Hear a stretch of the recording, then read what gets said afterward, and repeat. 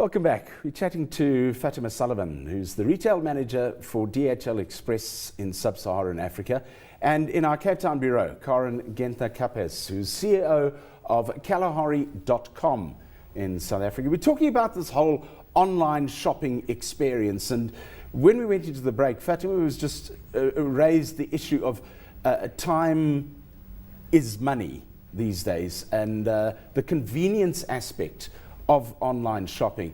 Caren, let's dig into this one a little bit more, because that is really what you are offering, is the convenience aspect. Oh, it's definitely very convenient, and I think there are different use cases where you can see that. I mean, I personally, as a working mom, I really enjoy that I can do shopping whenever I want to. Like when everybody else is in bed, I just sit down on the sofa and do my shopping. So how convenient is that? And I don't know how people did it before, actually. But on the other hand, it's not always that it's expensive or comes at prime, because actually, if you look at it, we don't have physical stores, and we don't have the staff that goes with it, etc., etc. So we do offer great deals, and I think consumers who look around will find that actually they're often the best deals are online. How do you, and once again, stupid question, but it comes from a male because I don't do shopping online for clothing. How do you handle the whole returns aspect? I mean, what is the deal with that? If I buy a pair of shoes and you deliver me, DHL arrives at my door and delivers a size 11, and that 11 doesn't work for me, how do you handle that whole return system? So I think in general for online shopping, it's very important to provide the right kind of information that you need as a consumer, because you are not able to touch and have a look at it. So giving the right description and giving sizes and really measure the products and give that detail, that helps a lot. But if it still doesn't work out and you want to send it back, you can do that. So that would be the solution for that. So you guys win on both ways, yeah. You deliver the goods if they're wrong, you pick them up again, and then you deliver the next lot. That's a great situation to be in. Hey? Logistics is a wonderful place to play. And I'm going to throw this at Caren as well just now, but the whole development of this, and the number that's come out is around 1% of online shopping in South Africa, 10% in Europe. So there is the possibility of huge growth in this particular market.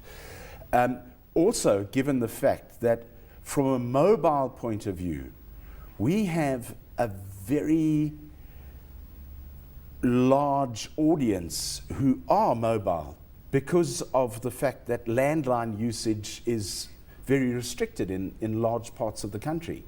So that mobile online shopping option is probably going to become a very big part of this, as opposed to somebody sitting on their computer or their tablet at home. Correct. Because a lot of people can't afford a tablet, but they can afford a mobile phone. And despite what we think about people with low-end mobile phones, they're very savvy about how to use them, because your 10 Rand top-up, you're going to utilize every single cent of that to extract value out of it. So it is a largely undiscovered and untapped market at this stage. Absolutely. You've touched on something really critical at the moment, Jeremy, and that is that if we speak about South Africa specifically, the retailers really need to focus some energies on getting some really good mobile sites up. It's in fact a very big challenge in our market. It's an underdeveloped area. The retailers have not yet put the processes and the systems and the mobile sites together that they should have to cater for the consumers. If you look at some research that was recently done, InMobi did some research where even in a traditional bricks and mortar retail environment, about 80% of the shoppers are still referring to their mobiles to augment their shopping experience, where they're doing price checks or similar comparisons like that. So they're already doing it. And the sooner that the retailers kind of develop that model and get their mobile sites up and running, I foresee that they will have huge spin-off from that. Just a personal anecdote. I bumped into a lady a few weeks ago in Pick and Pay, and she was standing there looking at a whole lot of spices, and she was looking at her mobile and then looking for the spice and looking at the mobile and looking for another spice, and I was fascinated, and I said, "Excuse me, ma'am, but may I ask you what you're doing?" And she said, "Yeah, I've got my recipe here, and I'm just trying to find the right spices for the recipe." And I thought to myself, how amazing is that? That somebody, and it was I think it was Unilever, had sent out recipes to people, and they were telling them what they needed to buy, which obviously included some of their products. And to me, it was just a fascinating way of interfacing with a customer to drive them into a retailer and make their shopping experience a lot easier by saying, "I want that, I want that, I want that, and I want that," as opposed to just trying to work out what they have to have. And I suppose that's the same with online shopping, wouldn't it be? Absolutely. You've just tapped onto it. Consumers are becoming more globalized. Consumers are becoming more demanding, and they want added value, Jeremy. And this is really what they're looking for. They're looking for all these additional elements. So, Caren referred to it, working moms, great to get a recipe that's quick to do, and by the way, here are the 6 things you need to do it, So again, that's really what it's all about. It's the added value, and it's about the experience. It's no longer about walking in and looking around or whatever, but it's knowing what you want and having additional, value services around it. Caren, I said I'd refer this to you as well. How big is this mobile component going to become, in your opinion, going forward in the online shopping option? Oh, it will be huge, and you mentioned a few facts already. I mean, we can see it in the traffic that is increasing significantly if that comes from the mobile space, and this means smartphones and tablets. And also one interesting fact is, for example, in Festive, we already sold 3.5 times more tablets than we did laptops. So you see that a lot is moving into the mobile space if you include tablets and mobile right now. And we will focus a lot on enhancing even our mobile experience, although we have an app and we have a mobile site already. But we think it's so crucial to build that and to build an even better customer experience on that mobile front there. And there is a lot that adds to the normal online experience. For example, you have localization, you have much more details on the customer and what he wants, and you can connect it to different aspects of what he's doing, etc. So you can enrich that customer experience a lot. So very, very high priority for us going forward. I want to come back to something you said about what you're selling in a moment, but just before we get there, what is just out of interest, do you have any specifics on your breakdown between male and female shopping online? So it used to be more male, but actually now it's slightly more female, but it's quite balanced. It's quite balanced. But I think in general, if you look at other markets, it used to be more male in the beginning, but it's getting more and more female. And actually, in a lot of markets, females overtaking, potentially because they like shopping a lot and like to spend a lot of time doing that. Females taking over the world in every aspect, I think. And I don't mind that at all, to be honest.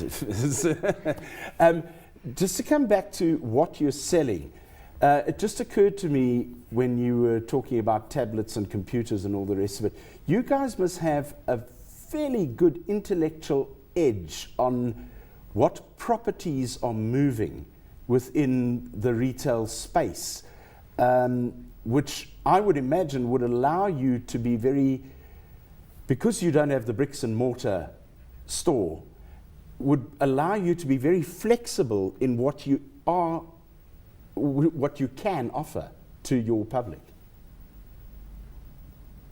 Definitely. I mean, the goal is to offer the broadest selection and the best deals. And obviously, it's easier in a lot of aspects than if you have to serve that through physical stores. So that's also knowing our customer very well, because if he comes into our store, we know exactly what he's doing in our online shop, and we know what he's buying and his preferences, etc. So that helps us improve the customer experience over and over. So that is something we can build on and can enrich the customer experience a lot. Are you guys in a partnership here with Kalahari? Is there an agreement between the two of you? Not presently. I know that we've spoken to them in terms of some future stuff, but to my knowledge, I look after Sub-Saharan Africa, but South Africa is quite an independent market.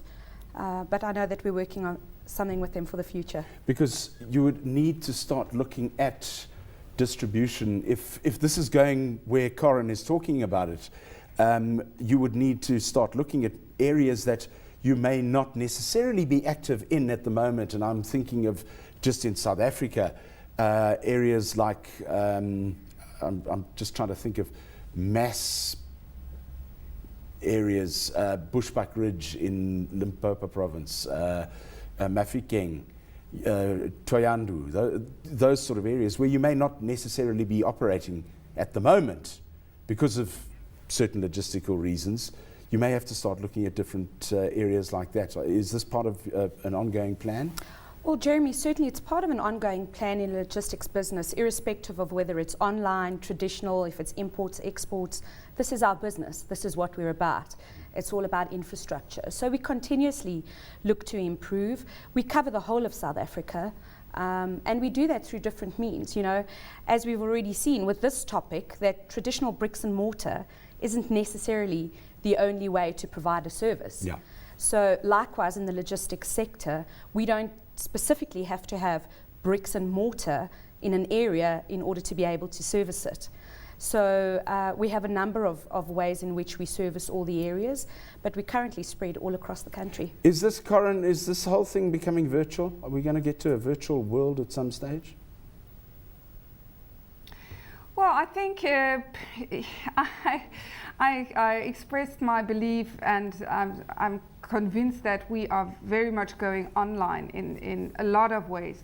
I think personal interaction is always very important, and they still, it's just it changes the way we interact. I mean, you see it in the way we communicate, you see it in the way we shop, etc. It doesn't make it less personal in the end. And it's just enriching, and it makes your world, it opens up your world. That's how I see it.